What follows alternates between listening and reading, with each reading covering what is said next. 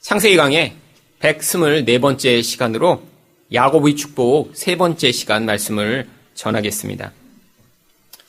지난 2주에 걸쳐서 야곱이 그의 아들들을 축복한 그 축복의 말씀을 우리가 함께 배웠습니다.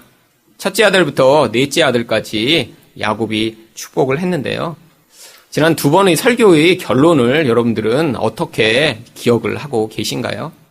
다른 아들들을 축복했지만 결론은 다 똑같았습니다. 다 예수 그리스도가 아니고는 구원을 받을 수 없다라는 사실을 그들이 깨닫고 그 죄와 그 고통 가운데 예수 그리스도를 통해 구원을 얻도록 바로 이 축복의 말씀을 전한 것이죠.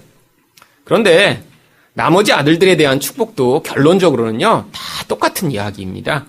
다 예수님이 필요하고 그들이 그 예수님을 믿고 의존하지 아니하면 절대로 그 죄와 절망 가운데 벗어날 수 없음을 다 이야기하고 있죠. 이렇게 똑같은 결론을 이야기하는데 왜 이렇게 아들마다 마치 다른 얘기를 해주는 것처럼 이야기를 하고 있는 것인가요? 왜냐하면 성도가 처한 상황과 모습과 또 죄악과 어려움이 다 각각 다르기 때문입니다. 모두 다 다른 인생들을 이 세상에서는 살아가지만 그 다양한 환경과 다양한 관계와 다양한 모습에 있더라도 우리에게 공통된 한 가지가 존재한다라고 하는 것입니다. 바로 우리 죄의 문제, 죽음의 문제, 절망의 문제에서 우리가 구원받을 수 있는 유일한 길은 오직 예수 그리스도 한 분뿐이라는 사실입니다. 야곱이 이 축복을 통해 직접적으로 너희가 예수님을 믿어야 한다라고 설명하고 있지는 않지만요.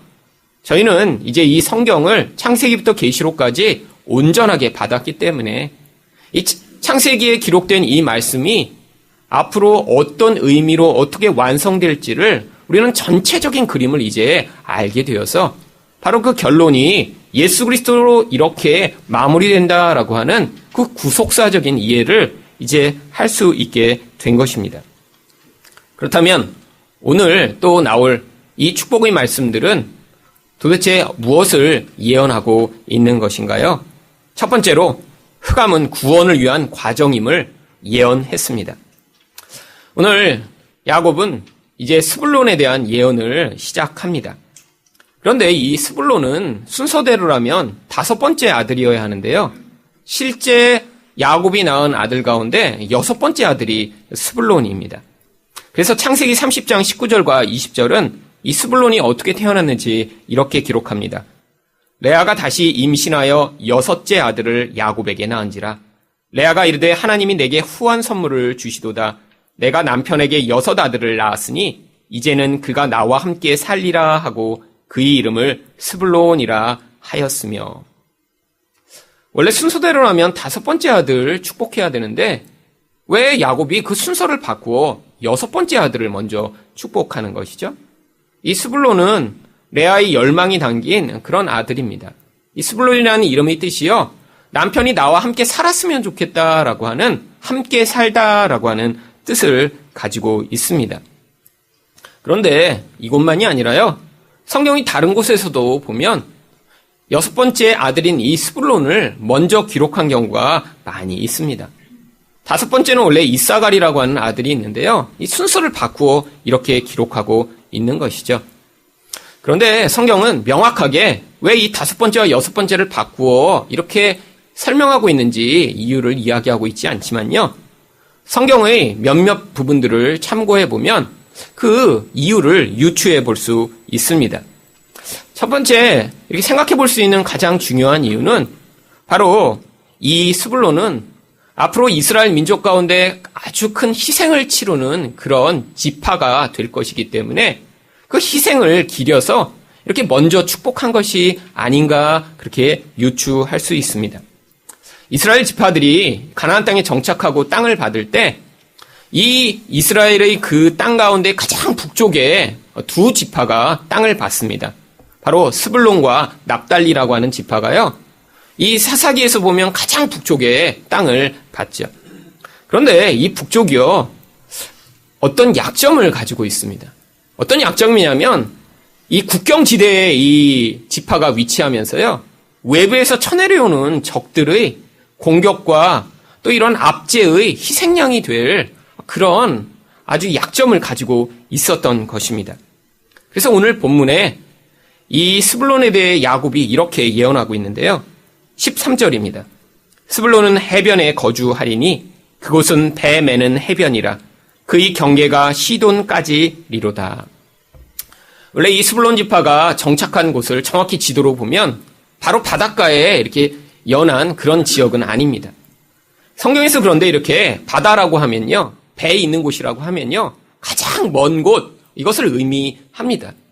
아마 야곱은 그런 의미로 이 스불론 지파가 이 남쪽에서 가장 먼 북쪽의 바로 그런 배가 매는 곳까지 가는 그런 지역에 위치할 것이라고 예언하고 있는 것이죠. 그런데 이렇게 변방에 있었더니요, 강대국의 침략을 아주 많이 당하게 됩니다. 강대국이 침략하고 사람을 붙잡아가고 또 이 변방에 있다 보니까요, 이 이방의 사람들의 영향력이 너무나 많았던 거예요. 그러니까 자연적으로 무슨 일이 벌어지겠습니까? 바로 이 이스라엘의 순수성을 잃어버리고 이방 사람들처럼 살기 시작한 사람들이 점점 늘어났을 것입니다. 그런데 북이스라엘이 멸망당한 이후에는요, 그 상황이 훨씬 더 심각해집니다. 그래서 이 땅을 성경은 무엇이라고 이야기하냐면 사사기 9장 1절 상반절 말씀을 보시면 전에 고통받던 자들에게는 흑암이 없으리로다. 옛적에는 여호와께서 스불론 땅과 납달리 땅이 멸시를 당하게 하셨더니, 이 가장 북쪽에 있던 이 스불론 땅과 납달리 땅이요, 과거에는 흑암이 가득하던 땅이고 멸시가 가득하던 땅이라고 성경이 이야기합니다. 흑암이 무엇인가요? 성경에서 흑암이라는 것은요, 죄가 지배하는 그런 상황을 바로 흑암이라고 이야기를 합니다. 이 흑암이라는 단어가 그래서 가장 먼저 나오는 구절이 창세기 1장 2절입니다.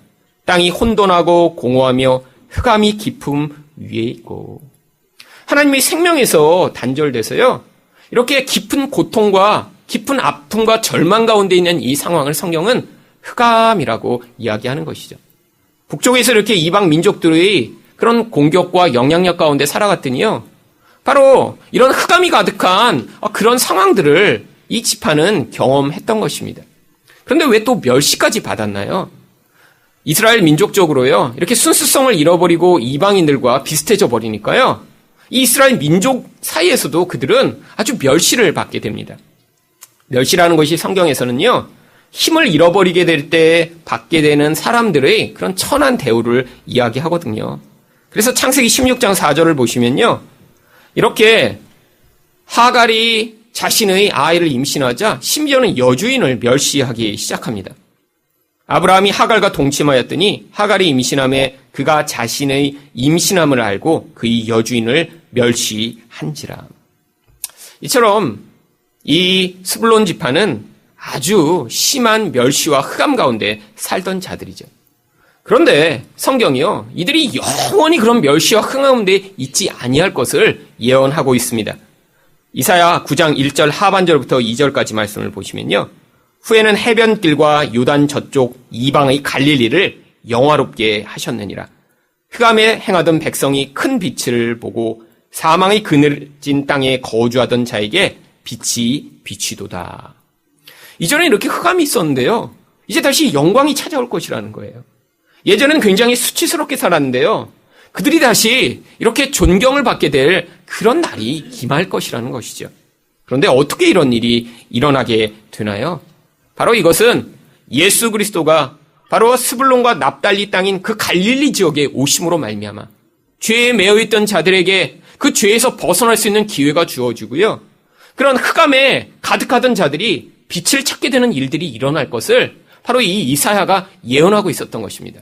그래서 마태복음 4장 13절부터 17절까지 말씀을 보시면요, 여기에 바로 어떻게 이런 흑암에서 자유가 임하게 되었는지를 기록하고 있습니다. 마태복음 4장 13절에서 16절까지 말씀만 우리가 함께 보시죠. 예수께서 나사렛을 떠나 스불론과 납달리 지경 해변에 있는 가버나움에 가서 사시니 이는 선지자 이사야를 통하여 하신 말씀을 이루려 하심이라. 일러스되 스불론 땅과 납달리 땅과 요단강 저편 해변길과 이방의 갈릴리여, 흑암에 앉은 자들이 큰 빛을 보았고 사망의 땅과 그늘에 앉은 자들에게 빛이 비추었도다 하였느니라. 여러분, 과거에는요, 이들에게 소망이 없었어요. 어두운 가운데 살면서 그냥 그들이 그렇게 사라질 운명에 처했습니다. 그들은 멸시받았고요. 그들은 다시 빛을 회복할 아무런 기회가 없었는데 바로 그곳에 예수 그리스도가 오셨다라고 하는 거예요. 그래서 그들에게 이제 영광을 찾고 소망을 가지게 되는 그런 놀라운 기회가 찾아왔음을 바로 성경이 예언하고 있는 것입니다. 이처럼요, 민족적으로도요, 이런 흑암이 이런 빛을 얻게 되는 이런 놀라운 기회가 되는 경우들이 많이 있습니다. 그런데요, 개인도 마찬가지입니다. 여러분, 인생 가운데 예수님을 만나고 그 은혜 가운데 정말 집중하여 내가 이제 살게 되었구나. 내게 소망이 있구나. 이런 것을 깨닫게 되는 때가 언제인가요? 모든 것이 평안하고 모든 문제가 없을 때인가요? 아닙니다. 이렇게 흑암을 지내는 것 같고요. 정말로 너무나 멸시가 가득해 스스로 그 수치를 벗어날 수 없을 것 같은데 그런 예수 그리스도를 찾게 되고 그분을 통해 그런 가야 할 길을 찾게 되는 일들이 일어나게 되는 것입니다. 여러분, 한국 역사에도요, 이런 과정이 일어났었습니다. 한국의 기독교가 세계의 역사에 비하면 얼마나 역사가 짧은가요?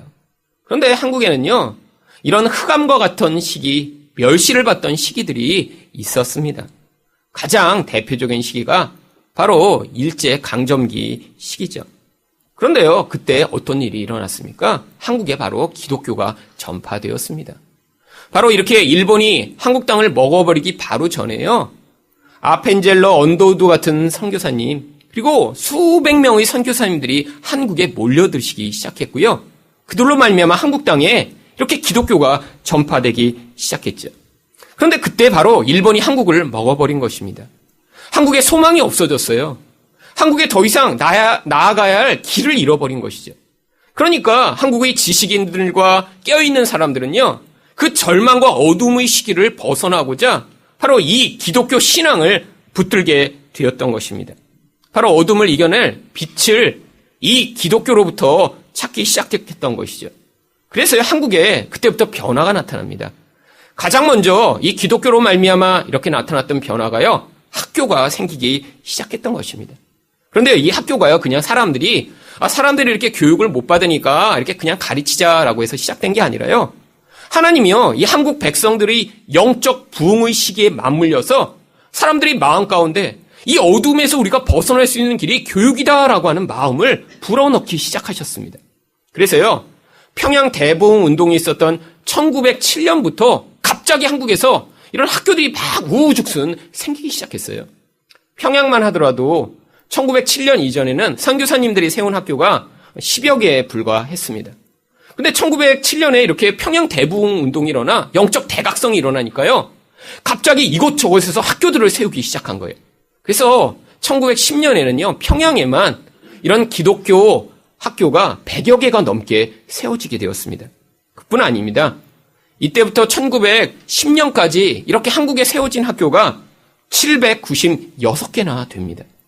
사람들 안에서 이 어둠을 밝히고 우리 자녀들이 이 어둠에 계속 매여있지 않게 만들 유일한 방법이 이렇게 학교를 세우는 것이구나. 이들에게 바른 신앙을 가르치고 바르게 이들이 교육을 받아서 이 어둠을 벗어날 수 있는 힘을 가진 자들이 되도록 만드는 것이구나. 하나님이 이 선교사님들과 이렇게 각성한 사람들에게 이런 마음을 불어 넣으셨던 것이죠. 한국에 그래서 지금도 남아있는 아주 유명한 학교들이요, 이렇게 선교사님들이 그때 세우신 학교들입니다. 아펜젤러 선교사님이 세웠던 학교가 배제 학당이죠. 그 학교가 지금 배제대학교가 된 것입니다. 언더우드 선교사님이 세운 학교가요, 연합 기독교 학교를 세우셨는데 그것이 지금 연세대학교가 되었고요. 스크래튼 선교사님이 세운 학교가 이화 학당이었는데 지금 이화여대가 되었죠. 베어드 선교사님이 세운 학교는요, 숭실학교였는데 바로 숭실대학교가 된 것입니다. 여러분, 이런 지금도 남아있는 큰 학교 말고도요, 지금은 없어졌지만요, 많은 민족 지도자들, 이들이요, 학교를 통해서 이 민족 지도자들을 만들어내고자 애를 썼습니다. 남강 이승훈 선생이 그래서 도산학교를 세웠고요. 도산 안창호 선생은 대성학교를 세웠고요. 백범 김구 선생은 광진학교를 세워서 이런 학교들을 통해서요, 이 민족을 사랑하고 하나님의 백성으로 커나갈 수 있는 그런 민족 지도자들을 만들어내게 된 것입니다. 이런 것들이 영향을 미쳐서요. 1919년에 3.1 운동이 벌어졌을 때요. 33명의 민족 지도자들이 거기에 대표로 서명을 했는데 그 33인 중에 16명이 기독교 지도자들이었습니다.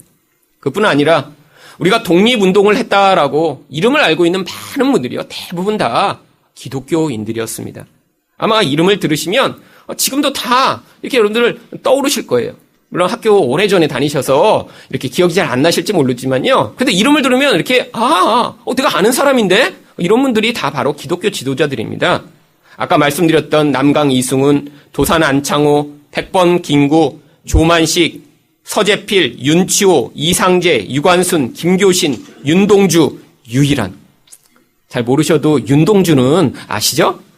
여러분 이분들 공통점이 하나 있습니다. 다 신실한 기독교인들이었어요. 여러분 그들이 각가의 영역에서 했던 일들은 다르지만요. 다 어떤 일들을 한 줄 아세요? 그 기독교 신앙을 바탕으로 자기가 맡은 그 영역에서 이 민족들을 개화하고 앞으로 소망 없는 이 민족 가운데 빛을 비출 수 있는 일을 찾고자 어떤 분은 기업을 세우고 어떤 분은 시를 쓰고 어떤 분은 학교를 만들고 어떤 분은 상해 임시정부에서 이런 정부를 만들어 독립운동을 하며 이 소망 없는 민족 가운데 빛을 비추는 그런 일들을 했던 것입니다. 이분들의 이런 역할이 여기에 멈춘 것이 아닙니다. 선교사님들과 이런 기독교 지도자들이 한국에 왔더니요. 한국 사람들의 삶이 도대체 눈을 뜨고 볼 수 없는 그런 삶을 살고 있었습니다. 술에 취해 1년 내내 술 중독에 빠져 있는 사람들이 대부분이었고요. 정말 골초로 담배를 끊지 못하고 항상 손에 이 곰방대를 물고 사는 사람들이 대부분이었고요. 대부분 농한기에는 몇 개월씩 노름을 하며 집을 날리고 가족을 다 등한시하는 사람들이 대부분이었고요. 사람들은 이렇게 한 가정에 이렇게 집중하지 못하고요. 조금만 돈이 생기면 첩을 얻어서 축첩을 하는 일들이 아주 일반적이었고요. 10살, 9살 밖에 안 된 그런 여자애들을요. 미리 계약교훈을 시켜서 조언으로 남의 집에 이렇게 팔아버리고 이렇게 그들을 통해 돈을 받아내려고 하는 그런 집들도 일반적이었고요. 또 인신매매도 아주 흔해서요. 누군가 사람을 잡아다가 누구한테 팔아버리고요. 노예로 삼는 일들도 아주 일반적이었습니다. 여러분 한번 생각해 보세요. 여러분 이 서양 선교사들의 눈에는요. 이것들이 단순한 이 민족의 모습이 아니라요. 정말 하나님의 신앙을 받아들이지 못한 가장 악한 모습들로 이 사람들이 살고 있었던 것이죠. 가정은 깨어졌고요. 늘 싸움이 그치지 않았고요. 사람들은 이렇게 고통과 아픔 가운데 살아가지만 어떻게 살아야 될지 알지 못하고 있었습니다. 그래서 선교사님들과 민족 지도자들이요. 그때부터 금주운동, 금연운동, 축접을 금지하는 운동, 그리고 정약결혼이나 조혼을 금지하는 운동, 노예 소유를 금지하고 여성의 그런 평등을 확대하는 운동을 확장하기 시작했습니다. 그때까지 여자는요, 남자의 소유물에 불과했어요. 결혼하기 전에는 아버지가 시키는 대로 10살짜리 아이들도 어느 집에 시집을 보내면 그 집에서 그냥 노예처럼 일을 하며 사는 그런 여자들이 대부분이었고요. 여자들은 대부분 공부를 하지 못하고요. 글자를 모르는 여자들이 대부분이었습니다. 그런데요, 선교사님들이 그들을 다 거두어다가 가르치기 시작한 거예요. 얼마나 사회적 신분의 격차가 컸는지 그런 아주 낮은 신분에서 태어난 사람들은요. 죽을 때까지 멸시받고 천대받는 인생을 살았습니다. 근데 어떤 선교사님들은요. 그런 사회에서 가장 천대받던 백정들, 사람들이 사람으로 여기지 않던 사람들에게만 가서 전도하고 그들을 가르치는 일을 하시는 선교사님도 계세요. 그래서요. 이 사회의 변화가 나타나기 시작한 것입니다. 여러분 만약에 지금 한국이요. 이런 선교사님들의 영향력이 하나도 없이 그냥 우리 민족이 살던 대로 그냥 방치됐다고 한번 생각해 보세요. 그러면 지금 이 사회의 어둠이요. 우리가 도대체 눈을 뜨고 감당할 수 있는 수준일까요? 그런데요. 이들이 이런 헌신과 사랑과 그런 놀라운 희생을 통해 이 어두운 한국에 빛이 비추기 시작했던 것입니다. 여러분 이들이요. 그냥 와서 잠시 와서 1, 2년 가르치고 간 게 아니에요. 여러분 양화진을 한번 가보세요. 여러분 이들이 와서 자기 자녀들을 거기다 묻었습니다. 여러분 양화진에 가시면요. 아이들이 무덤에 다 비명이 있는데요.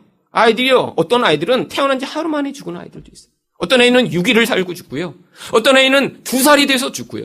그런데 더 놀라운 건요, 한 선교사님 아이들인데 어떤 아이는 2살, 4살, 6살에 그냥 와서 다 죽은 거예요. 아내를 와서 이 땅에 묻었습니다. 아니, 남편을 여기다가 묻고 그리고 그 선교사님이 다시 들어왔어요. 왜? 하나님이 그들에게 이 어두운 땅에 빛을 비출 소명을 주셨기 때문이죠.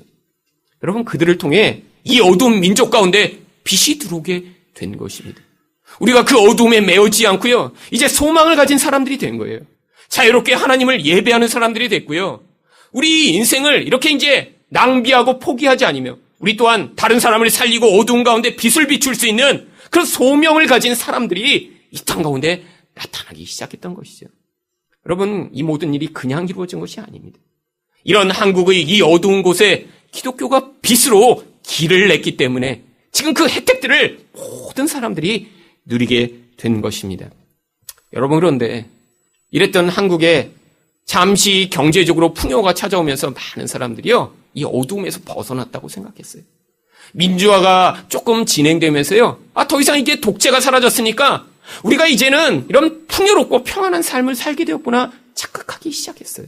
그런데요, 지금 다시 어둠이 밀려들고 있습니다.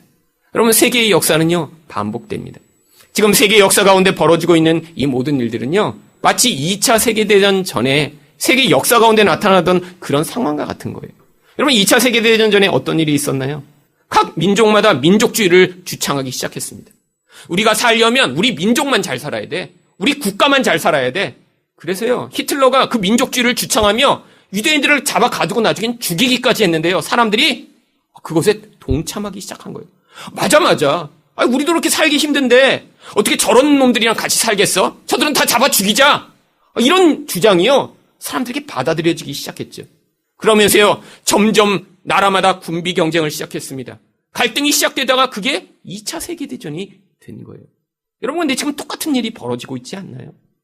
여러분, 지금 왜 우리가 트럼프가 미국에서 당선됐는데, 아니, 우리랑 관계없는 그런 미국 대통령 때문에 한국 사람들이 다 이렇게 마음이 힘든 상황이 벌어졌죠?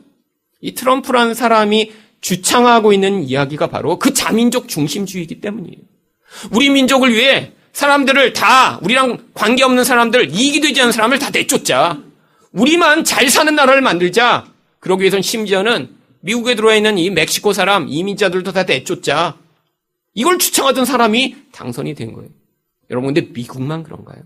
지금 전 세계에 여러분 지도자들을 한번 보세요. 러시아의 푸틴이요? 여러분, 정말 정상적으로는 그런 지도자를 할 수 없는 완전히 마초가이잖아요. 어디 폭력배 집단의 우두머리나 돼야 될 만한 사람인데. 여러분, 그럼 일본에는 아주 정상적인 분이 총리를 하고 계신가요? 일본에는 아베가 하고 있고요. 그럼 중국은 괜찮나요? 아니, 이전에는 그래도 공동 집단 체제가다가요, 이제는 시진핑이요, 자기가 황제처럼 모든 권력을 다 쥐어잡고요, 전 세계를 호령하고자 하고 있습니다. 여러분, 필리핀은 또 어때요?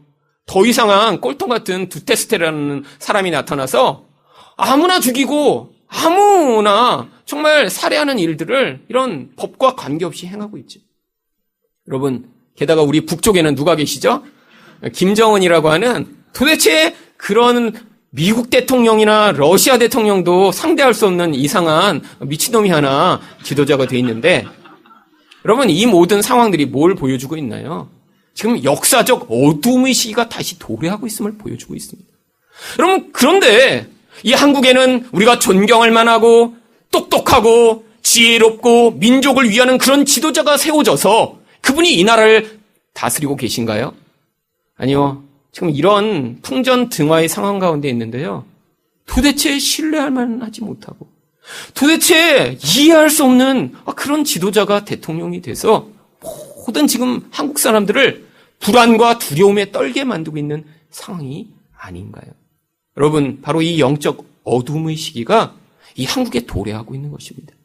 여러분, 지금 세계적으로 이런 어둠이 도래하는데요, 한국은 지금 준비가 전혀 되어 있지 않은 상황이에요. 여러분, 이런 상황 가운데 우리가 무엇을 해야죠? 여러분, 바로 이때 하나님의 역사를 기억해야 하는 것입니다. 이 인간의 흑암의 역사를 통해 하나님의 구원의 역사를 이루어 나가시는 그 하나님의 놀라운 일이요.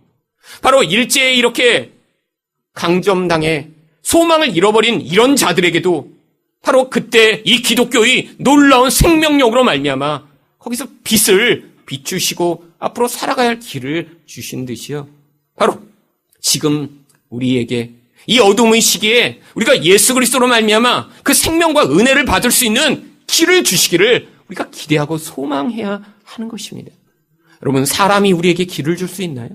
탁월한 어떤 사람이 한국을 다스리면 이 혼란한 세계의 이런 상황 가운데 우리를 정말 잘 인도할 것이라고 여러분 생각하세요? 아닙니다. 우리 소망은 늘 예수 그리스도 한 분뿐이 안 계세요. 여러분, 그분의 생명과 그분이 이 어둠 가운데 비치시는 빛으로 말미암아 이 한국 사람들이 새롭게 될 수 있는 것입니다. 여러분, 이 한국에 이렇게 풍요가 왔다고 생각하니까 무슨 결론이 나타났나요? 사람들은 다 쾌락에 빠졌어요.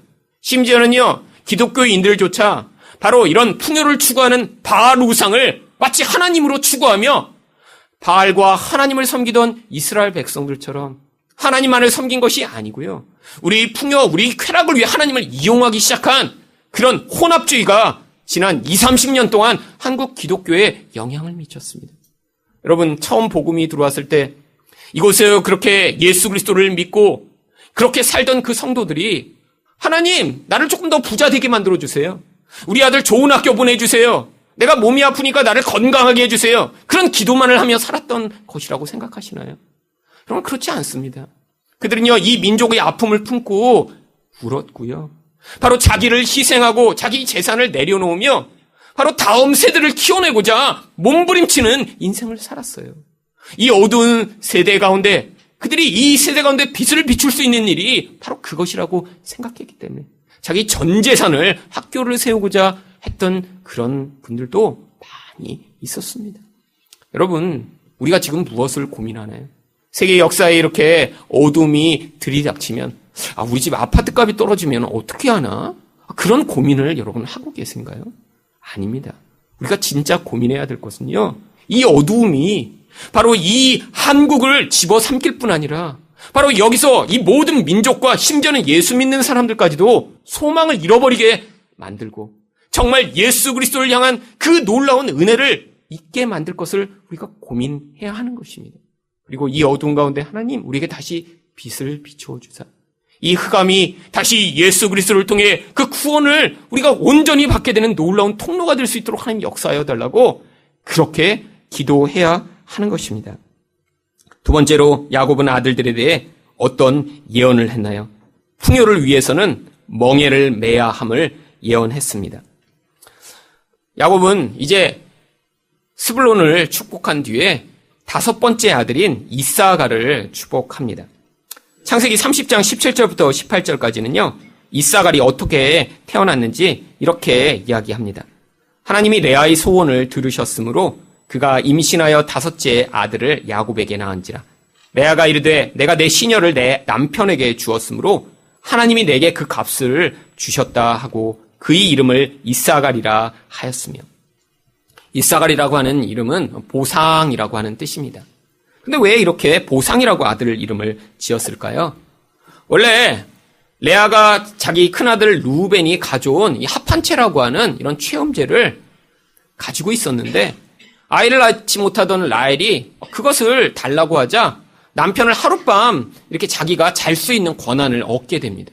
그런데 그 하룻밤을 잤는데요. 이렇게 아들을 낳게 되는 거예요. 그래서 하나님이 보상을 주셨다라고 생각해서 아들 이름을 이렇게 이사갈 보상이라고 지은 것입니다.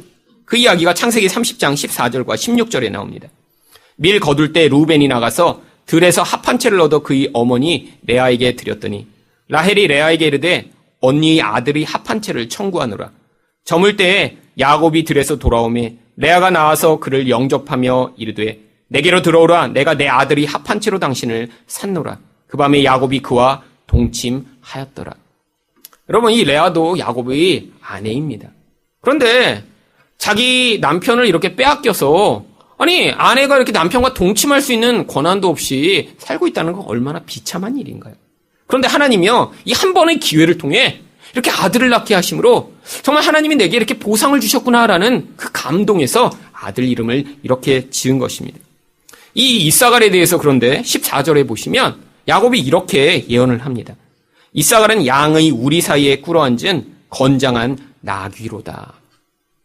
이 야곱은 이렇게 동물 비유로 자녀들을 많이 축복하는데요. 이 나귀는 주로 농사할 때 많이 사용되는 짐승이죠. 그런데 왜 양의 우리 사이에 꿇어앉은 나귀라고 이야기하는 것일까요?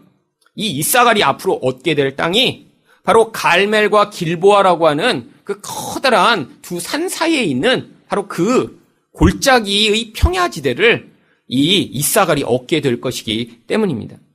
이 갈멜과 길보아 사이의 이 평야지대를 바로 이스라엘 골짜기라고 부릅니다.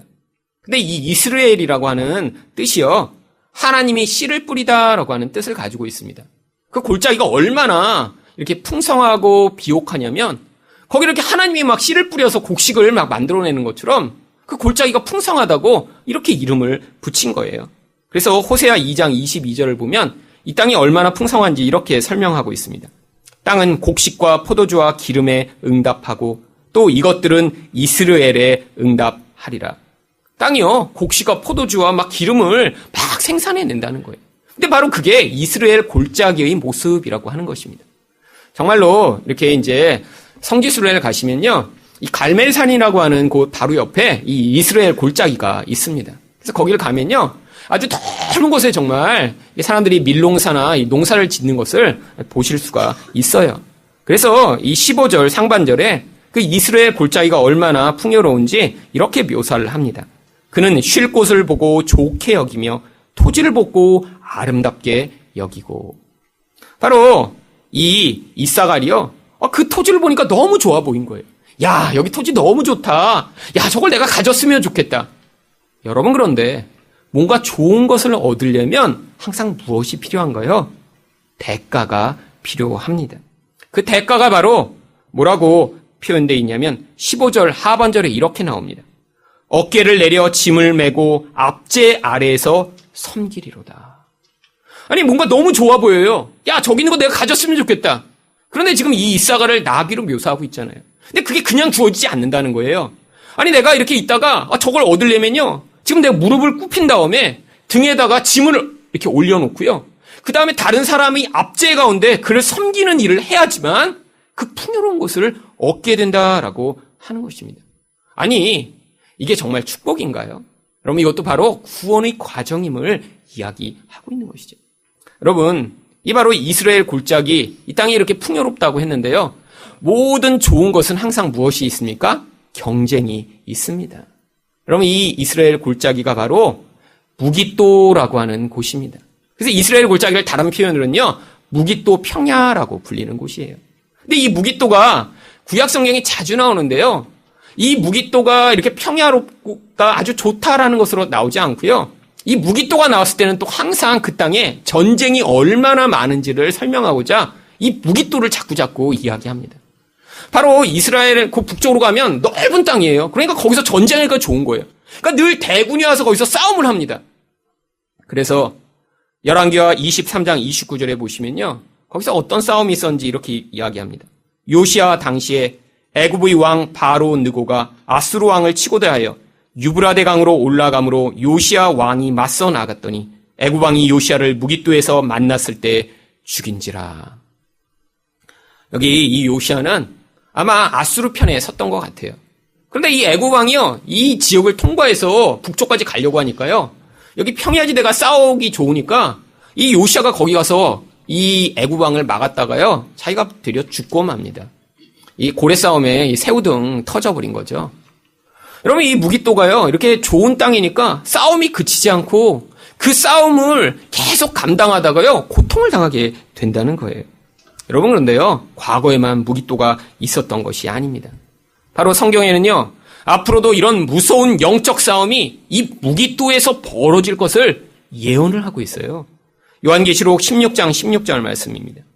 새 영이 히브리어로 아마겟돈이라 하는 곳으로 왕들을 모으더라. 그럼 많은 사람들이 이 아마겟돈에 대해 알고 있습니다. 예수 믿지 않는 사람도 알아요. 왜요? 영화가 나왔잖아요. 아마겟돈. 그 아마겟돈이라는 영화가 무엇인가요? 이 지구를 멸망시키는 마지막 전쟁, 마지막 그런 무서운 상황을 아마겟돈이라고 이야기합니다. 근데 아마겟돈이 무슨 뜻이라고 제가 말씀드렸나요? 바로 무깃도의 산이라고 하는 뜻입니다. 이 무깃도의 산이요, 바로 갈멜산을 이야기하는 것이고요. 바로 이 아마겟돈 하면요, 그 갈멜산과 거기에 속한 그 모든 무기옷도 평원을 다 합쳐서 아마겟돈이라고 이야기하는 거예요. 마지막에 영적 전쟁이 벌어집니다. 그런데 어떤 전쟁이 벌어진다고요? 바로 구약에서 있었던 이런 영적 전쟁과 똑같은 전쟁이 벌어진다고요. 여러분, 그런데 이 갈멜산에서요, 구약에서 아주 심각한 영적 전쟁이 벌어진 적이 있었습니다. 바로 엘리야와 850인의 바알과 아세라 선지자가 모여서 싸웠던 일이죠. 여러분, 바알과 아세라는 어떤 신인가요?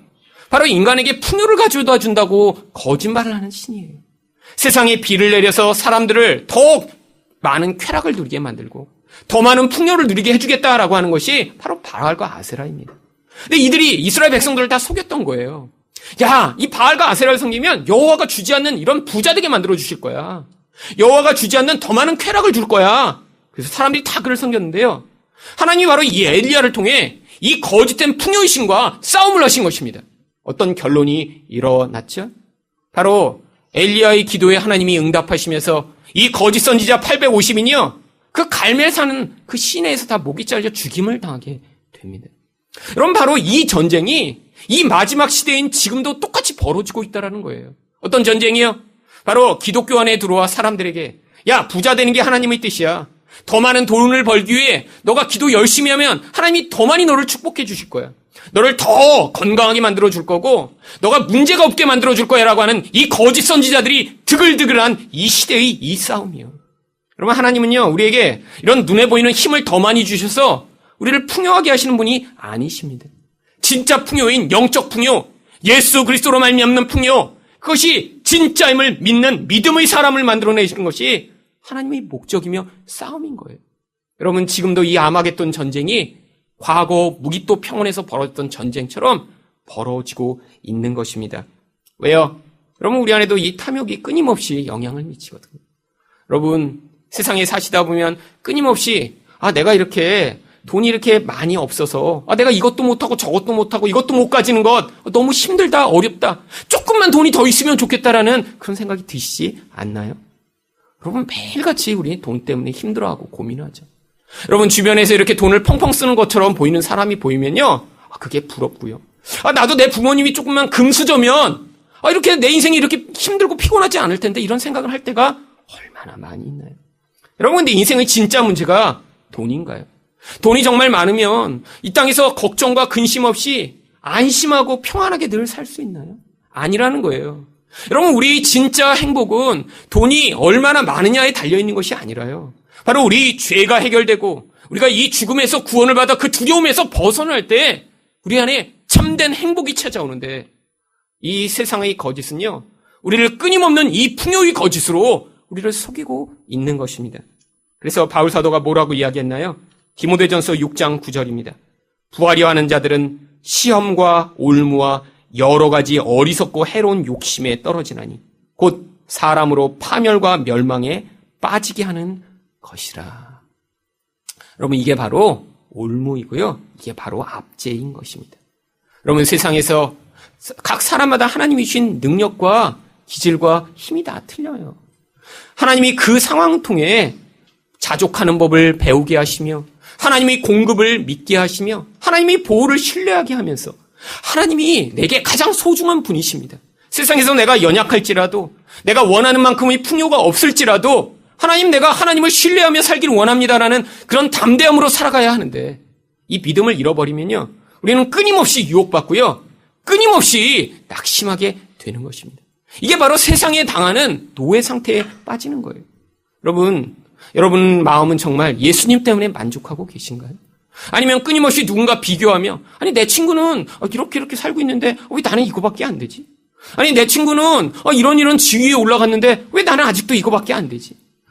저 사람은 저렇게 문제가 없는 것처럼 보이는데 왜 나에게는 이런 상황들이 자꾸 벌어지지라고 생각하며 그 믿음을 잃어버릴 때 결국 우리 또한 이런 세상의 노예된 그런 압제 가운데 살아가는 것이죠. 여러분, 이 압제로부터 우리를 구원할 유일한 수단이 바로 예수 그리스도 한 분이신 거예요. 그래서 마태복음 11장 29절과 30절은 뭐라고 이야기합니까? 나는 마음이 온유하고 겸손하니 나의 멍에를 메고 내게 배우라. 그리하면 너희 마음이 쉼을 얻으리니 이는 내 멍에는 쉽고 내 짐은 가벼움이라. 여러분, 예수님이 우리를 초대하고 계세요. 내 멍에를 같이 매자고. 멍에는 두 마리 소가 같이 매는 것입니다. 예수님이 우리와 이렇게 영적으로 멍에를 매시고 같이 걸어가시겠대요. 그리고 우리에게 가르쳐 주시겠대요. 무엇을 가르치시겠다고 하십니까? 바로 이 교만한 세상 속에서 하나님만을 의존할 수 있는 겸손을 가르치시겠대요.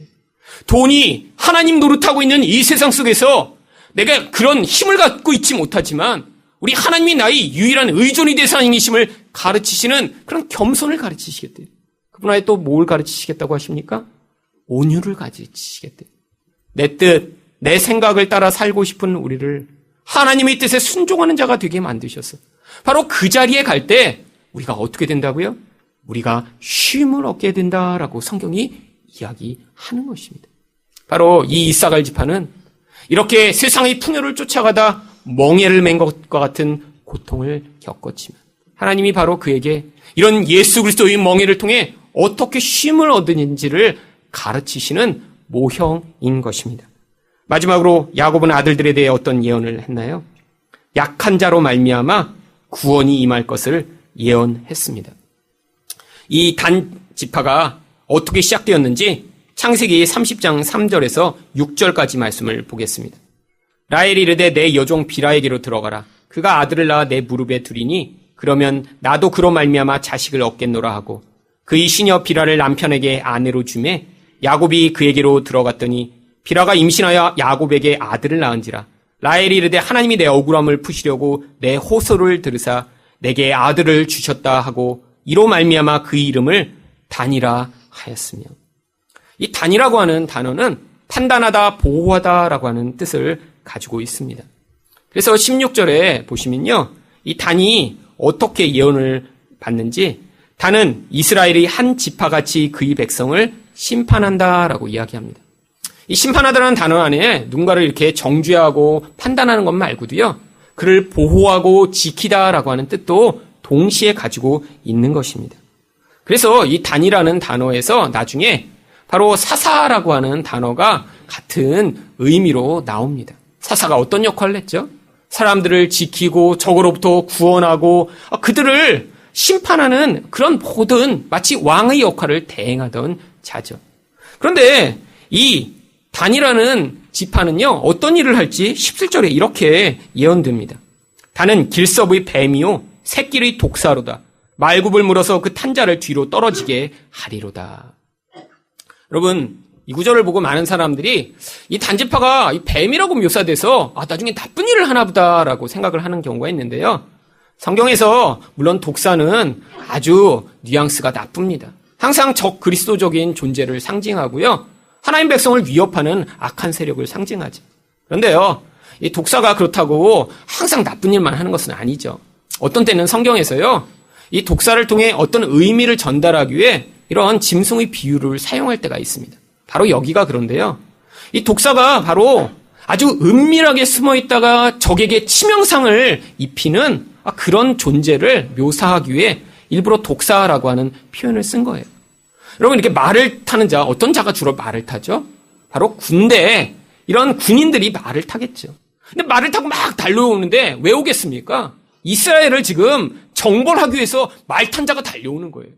근데 독사 한 마리가 풀숲에 몰래 숨어 있다가요, 이렇게 말 탄 자의 그 말의 뒷다리를 꽉 가서 물었어요. 그럼 무슨 일이 벌어질까요? 말이 놀라서 이렇게 발을 들면서 거기에 탄 자가 바다로 떨어져 아마 죽거나 다치겠죠. 바로 이 단지파가요, 아주 은밀하게 아주 약한 모습으로 숨어 있다가 적에게 치명상을 입히게 되는 그런 영향력을 가지게 될 것을 비유로 묘사하고 있는 것입니다. 바로 이 단지파에 바로 이런 역할을 했던 한 사람의 사사가 등장합니다. 그 사사가 바로 삼손입니다. 여러분, 다른 사사들은요, 혼자서 싸운 적이 없습니다. 왜요? 여러분, 사사 혼자서 가서 어떻게 적군을 다 물리치겠어요?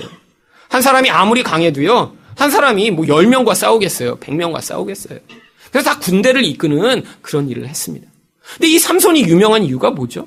삼손이요, 혼자 싸웠어요. 자기 지파랑 같이 싸우지는 않았습니다. 그 지파는 너무 두려워서요. 다 이 삼손을 내몰았어요. 심지어는요.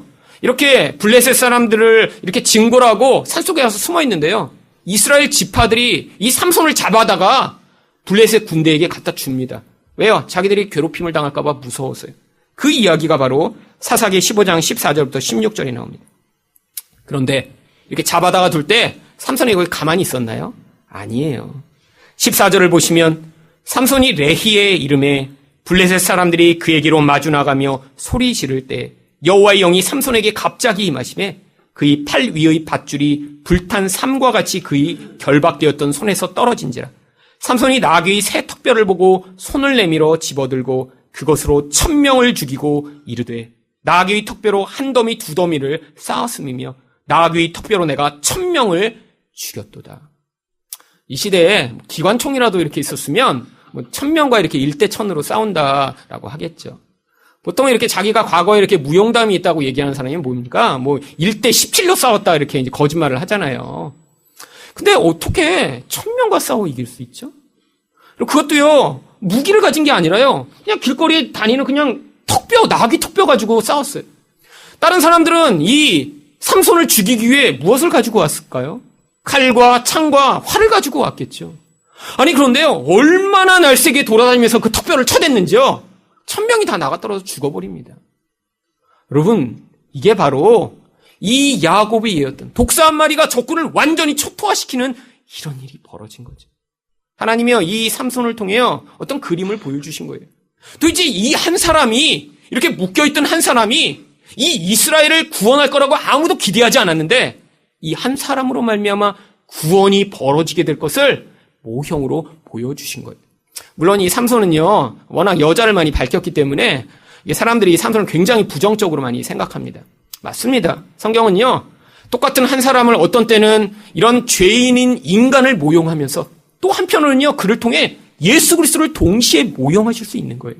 그래서 이 삼손이 어떤 때는요, 구원이 필요한 아주 지극한 우상 숭배와 탐욕에 빠진 인간을 모형하다. 어떤 순간 순식간에 변신한 다음에요, 그 다음에 이런 구원자의 모습을 가지게 돼요. 근데 언제 구원자가 되죠?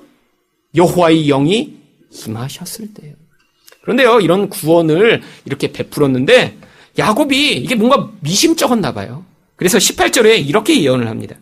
여호와여, 나는 주의 구원을 기다리나이다. 왜요?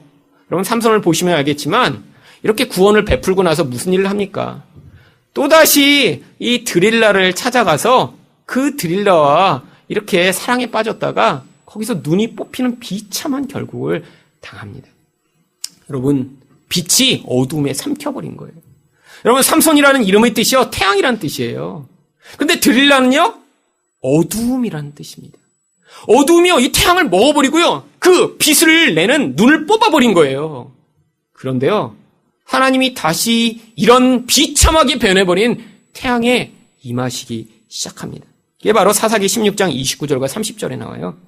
삼손이 집을 버틴 두 기둥 가운데 하나는 왼손으로 하나는 오른손으로 껴 의지하고 삼손이 이르되 블레셋 사람과 함께 죽기를 원하노라 하고 힘을 다하여 몸을 굽히매 그 집이 곧 무너져 그 안에 있는 모든 방백들과 온 백성에게 덮이니 삼손이 죽을 때 죽인 자가 살았을 때 죽인 자보다 더욱 많았더라. 나중에 그 비참한 상황 가운데 다시 하나님을 의지하며 이 원수를 향해 일격을 가했더니요, 신에게 제사 드리려고 모였던 그 많은 블레셋 무리가 한 번에 죽임을 당합니다. 자기 희생을 통해 이 민족을 구원한 이 한 사람의 이야기, 그런데 이 이야기가 바로 예수님의 이야기죠. 여러분, 예수님이요, 아무도 기대하지 않던 가장 약한 모습으로 오셨어요. 어떻게 그 약한 자가 구원을 베풀지 아무도 기대하지 않았어요. 근데 그 약한 자가 심지어는 어떻게 되셨습니까? 십자가에 달려 죽어버리셨어요. 그런데 그때 무엇이 일어났나요? 이 인간을 근원적으로 괴롭히고 고통하게 하던 바로 이 죄 문제가 해결된 것입니다. 인간을 끊임없이 두렵게 하던 이 사망의 문제가 해결된 거예요. 인간을 보이지 않는 그 영향력으로 노예로 삼고 고통하게 만들던 이 마귀가 패배하게 된 것입니다. 바로 예수 그리스도가 이렇게 은밀하게 약한 모습으로 오셔서 우리에게 구원을 주실 것을 바로 이 단지파를 통해서 예언하고 계신 것이죠. 여러분, 그런데 지금도요, 우리 믿음을 흔드는 일들은 언제 일어나나요? 여러분, 사실 살다 보면요, 이게 하나님이요, 이렇게 돈을 차라리 그냥 쭉 주시면 금방 문제가 해결될 것처럼 보이는 때가 많이 있습니다. 여러분, 살다 보면요, 예수님이 힘이 약한 것처럼 보일 때가 너무 많아요. 아니, 이렇게 의사보다도 예수님이 약한 것처럼 보이잖아요. 그래서 심지어는 요즘은 성형외과 의사들을, 여러분 성형외과를 다니는 분들은 뭐라고 부릅니까? 의느님이라고 불러요. 하느님을 대신해 나를 이렇게 새롭게 태어나게 만들어주셨다라고 해서. 성형외과 의사가 바로 눈에 안 보이는 예수님보다 강하다라는 거죠. 그분이 하나님이라는 거예요. 그럼 우리 인생에 얼마나 그런 때가 많죠? 아니, 옆에 있는 배우자, 아니, 예수님이 오셔서 그냥 꼭 한 번만 눌러주시면 될 텐데, 아니, 그 배우자 하나님이 안 바꾸시고 저렇게 40년째 놔두시는 거 보면요, 답답해서 죽겠는 때가 많죠. 아니, 우리 하나님 그 강한 능력을 가지신다며 왜 나한테만 개입하시지 않는 것이죠? 바로 우리에게 지금 믿음을 요구하고 계신 거예요. 여러분, 눈에 보이는 그 돈이나 세상의 힘보다 눈에 보이지 않는 그 예수 그리스도가 정말 죄를 해결하실 수 있으며 나에게 구원을 가지고 오실 수 있다는 것을 믿을 수 있는 자가 되도록 하나님이 지금 우리에게 자꾸 믿음을 요구하시는 것이에요. 여러분, 믿음이 없어서 세상 사람들은 이미 다 그렇게 믿고 있습니다. 돈이 최고야. 세상의 힘이 최고야. 근데 그 결국이 무엇이라는 것입니까? 멸망과 파괴와 절망이라는 거예요. 자기 힘을 믿고 행세하는 자들, 자기 돈을 믿고 그것을 교만하게 의존하는 자들은 이 세상에서뿐 아니라 영원한 멸망이 그들에게 기다리고 있는 거예요. 그래서 바로 우리가 그런 멸망으로부터 구원받을 수 있도록 하시기 위해 지금 예수님이 그렇게 나약하신 거죠. 잘 안 나타나시는 것처럼, 아니 마치 힘이 없어서 도와주지 못하는 것처럼 우리에게 나타나시는 것입니다. 그런데 그분이요, 진짜 구원자라는 거예요. 우리 죄 문제를 해결하실 수 있는 유일한 분이요, 우리를 그 무서운 마귀로부터 구원하실 수 있는 유일한 분이요, 이 죽음으로부터 우리를 구원하여 우리를 영원한 생명, 하나님 나라를 소유한 자가 되게 만드시는 그 예수 그리스도를 믿게 되는 것, 바로 이것이 우리가 지금 이 야고보의 축복을 받으며 예수님 맞습니다, 내가 그 예수 믿어, 바로 이런 놀라운 구원을 얻게 되길 원합니다라고 고백하는 성도 만드시는 하나님의 역사인 것입니다. 오늘도 이 예수로 말미암는 그 놀라운 구원의 은혜를 경험하시는 여러분이 되시기를 축원드립니다.